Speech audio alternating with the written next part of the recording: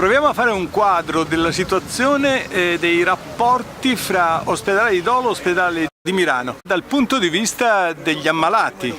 Dolo e Mirano hanno più o meno lo stesso bacino d'utenza a livello numerico.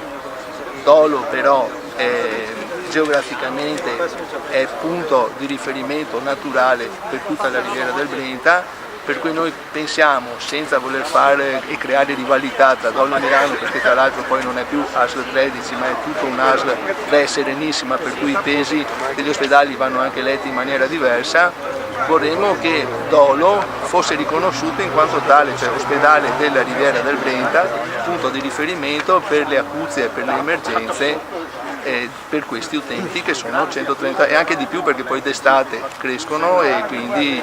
In linea di tendenza vediamo invece una propensione opposta, quella di far spostare gli utenti della riviera del Brenta su Mirano.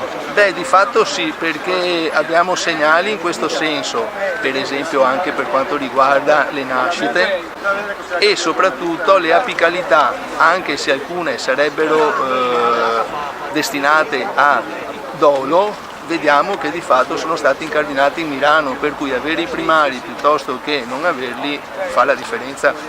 Ecco, allora equità e bilanciamento degli sforzi e delle risorse, di cui Dolo è ricco. Beh, Dolo ha sempre avuto i bilanci in attivo e non vorremmo che questi bilanci in attivo servissero per compensare le perdite, vedi, dell'ospedale di Mestre, che sappiamo i problemi che ha avuto col project financing.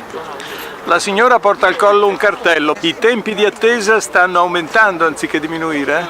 Le liste di attesa sono molto lunghe, non solo per gli interventi chirurgici, anche per gli esami diagnostici, e molto spesso si viene dirottati alle cliniche private convenzionate, invece di mantenere le eccellenze che nell'ospedale di Dolo ci sono sempre state da 40 anni a questa parte. Con la mancata rinnovazione del turnover di quelli che vanno in pensione, eccetera, qui c'è una grande mancanza, un gioco al massacro rispetto al pubblico. Non ci sono più, vengono qualche giorno quelli di Milano e poi c'è il problema del punto nascite, naturalmente, che presto qui sarà chiuso. E i posti letti? I posti letto vedremo come saranno suddivisi e quantificati con le nuove schede ospedaliere. Per adesso diciamo che comunque erano inferiori come numero rispetto a quello che prevedevano le schede del 2016. Siamo qui anche proprio per anticipare un eventuale peggioramento dato dalle nuove schede ospedaliere. E Dolo ha anche delle strutture ora non ampiamente e non totalmente utilizzate.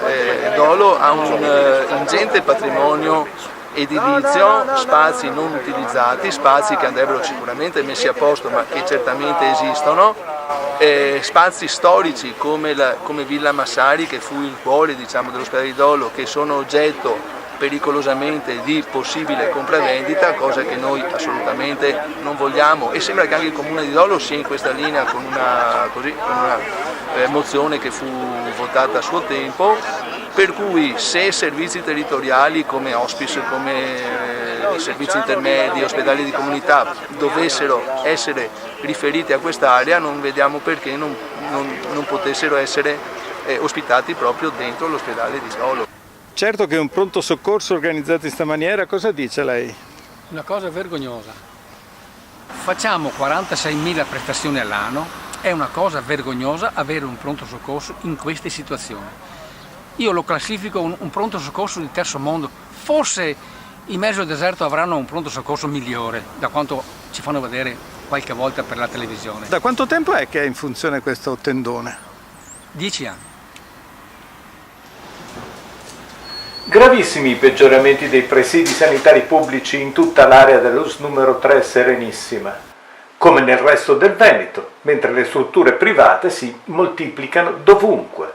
Casualità o premeditazione di un preciso gruppo di potere? Lo capiremo insieme nei prossimi giorni.